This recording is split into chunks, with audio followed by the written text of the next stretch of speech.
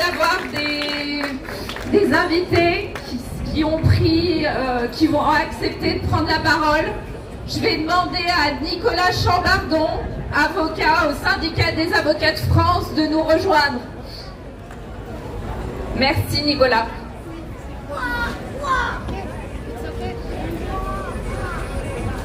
Bonjour.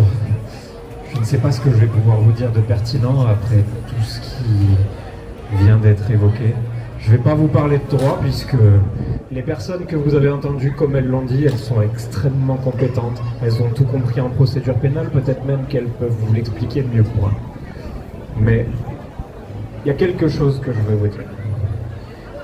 Je pratique dans mon cabinet cette spécialité un peu curieuse qui est d'assister des personnes qui ont été directement victimes de violences policières ou leur famille. Il est important ce mot, violence policière, et il ne faut pas le lâcher. Parce qu'il dit qui et il dit quoi. Il dit que ce sont des violences qui ont été exercées par la police.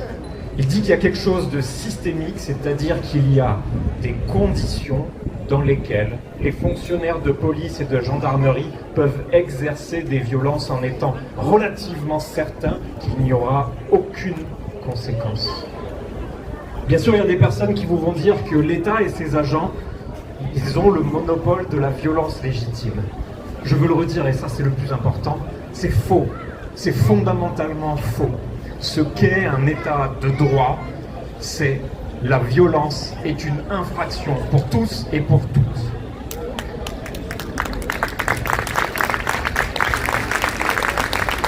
Ça, c'est pas moi qui vous le dis, c'est le code pénal. Le code pénal, il vous dit que les violences sont punies de X années d'emprisonnement, et il vous dit que le fait d'être fonctionnaire de police ou gendarmerie, ce n'est pas un permis d'utiliser la violence, c'est une circonstance aggravante. Ça veut dire que c'est pire et ça veut dire que c'est encore plus puni et que ça devrait faire l'objet d'une enquête encore plus rigoureuse et encore plus minutieuse.